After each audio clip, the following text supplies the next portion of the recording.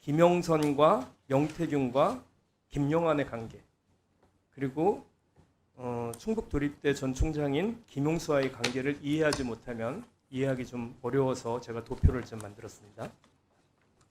김영선 전 의원과 김용수 충북 도립대 총장은 제17대 때 총선에서 경기 고양시에 인접한 지역구에 출마를 합니다. 이때 물론 김용환도 출마를 합니다. 그러니까 전부 같은 그룹에서 출마를 했었던 그런 사람들이고 서로 잘 알고 지내죠. 이미 17대 때. 그리고 2009년 김영선이 국회 정무위원장 시절에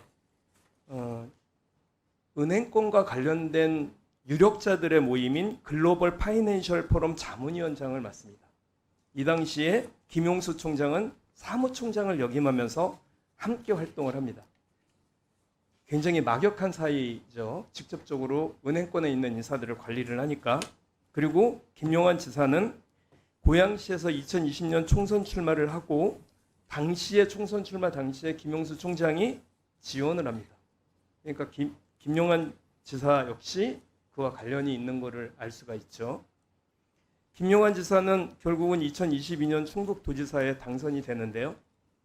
이 사안과 관련된 조금 있다가 다시 질문을 하기로 하고, 김용수 충북도립대 총장은 2022년 그 충북도지사에 당선된 김용환 지사가 2022년 10월에 충북도립대 총장 공모를 할 때 응모를 합니다.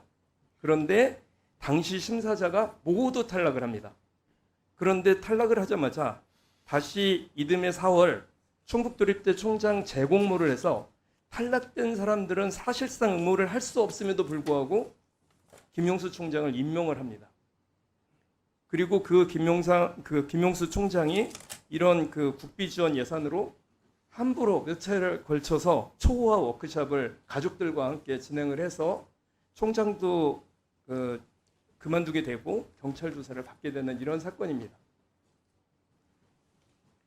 제보에 따르면 충북 도립대 재공모 시에 명태균과 김영선의 영향이 있었다는 의혹이 지금 지역 정가에서는 굉장히 중요한 사안으로 부각되고 있고, 명태균 특검에서도 이 문제를 반드시 확인해야 한다. 그래야 선거와 관련된 의혹들이 해결될 수 있다고 생각을 하고요. 경찰 측에서는 김용수 총장 수사 이후에 특검과 관련된 내용이 나올 시에 특검에 대해서 자료 제공을 해서 의혹을 해소하겠습니까? 예, 특검에서 요구하면은 지금 처음 듣는 얘기죠? 예, 그렇습니다. 다시 한번 들어가서 확인을 좀 해주시고요.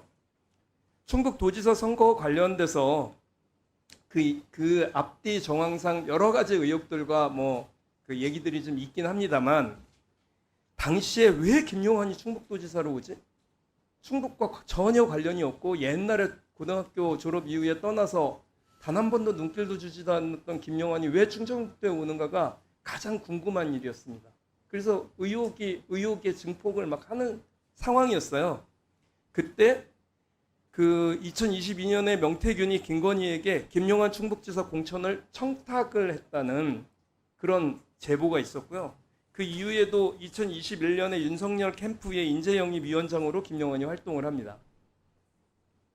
그게 아니라면 김용환이 충북도지사 후보가 될 가능성은 저 역시 거의 없다고 생각을 했거든요. 그 사람이 될 가능성이 없지 않습니까? 충북에서 활동을 한 적도 없고 제대로 고향이라고 와본 적도 없는 사람이, 타 지역에서 계속 국회의원도 하고 도지사도 나오고 했던 사람이 왜 충북도를 갑자기 오게 됐는지, 이에 대해서 당연히 지금 이제 오셨으니까, 오늘 처음 오셨으니까 유재성 직무대행님께서는 모르실.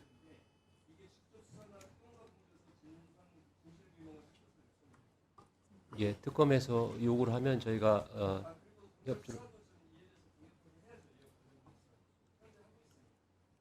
예, 지금 현재 경찰에서 수사를 하고 있는지 그 부분 제가 미처 확인을 못했는데, 하고 있다면 국수본 차원에서 신속하고 공정하게 수사가 이루어질 수 있도록 하겠습니다.